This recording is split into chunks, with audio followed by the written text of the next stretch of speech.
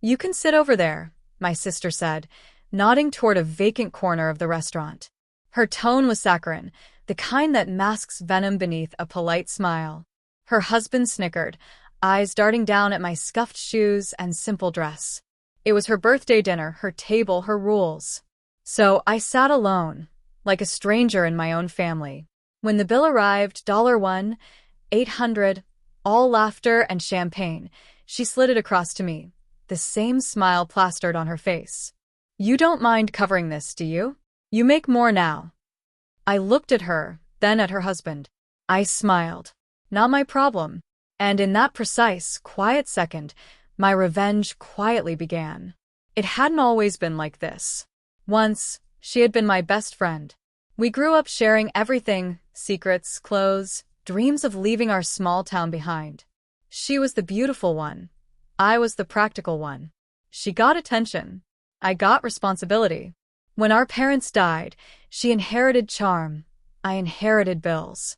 I worked 3 jobs while she found herself living off other people's money. Then she married Ryan, the man I had introduced her to. He had been my friend first. My mistake. At first, I didn't notice the shift. Missed calls, canceled plans, then family dinners where she bragged about vacations paid for with money she had borrowed from me and never returned. She laughed when I reminded her. "You'll survive," she'd say. "You always do." That was her trick. She believed my silence was weakness.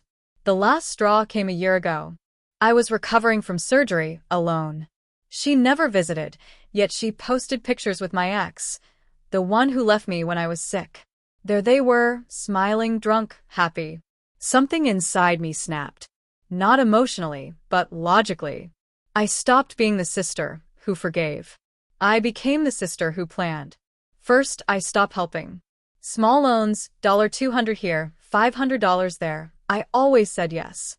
Now I said, "I'll think about it." And I never did. Then came the business account. Years ago, she had started a boutique using my name for a tax trick. I had handled the paperwork, leaving the account under my control. When the IRS flagged a few discrepancies, I let them handle it. I sent all requested documents, clean, legal, just not in her favor.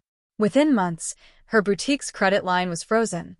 Suppliers pulled out, and her perfect life began to crack. Meanwhile, I smiled, sent birthday cards, pretended ignorance. When she called, panicked, whispering, "They're auditing me," I said softly, "You'll survive. You always do." That was the moment I knew she was finally tasting humility. I wasn't done. So, when she invited me to her birthday dinner after everything, I went, not out of love, but curiosity. I wanted to see how far she would fall before realizing she had already hit the ground. She wore gold that night, regal. He wore arrogance like a cologne. They assumed I would pay, as I always did, for meals, mistakes, image. But I had already canceled the shared credit card, reported the boutique as inactive, rerouted the boutique's outstanding invoices to her personal account. She didn't know yet. When the waiter placed the bill before her, her eyes went straight to me, expectant, entitled. It had always been me who saved the night. This time, I didn't reach for my wallet. I picked up the bill, looked her dead in the eyes, and said, "Not my problem." Her husband laughed, assuming I was joking. I wasn't. I set the bill down and stood. Reality hit them. Cards declined. Embarrassment public. Silence heavy. The waiter's polite patience fading into judgment. I walked out to the chaos behind me, the sound of a life unraveling. 2 days later, her boutique closed. The audit finalized. Her accounts drained to cover what she owed. She called, sobbing.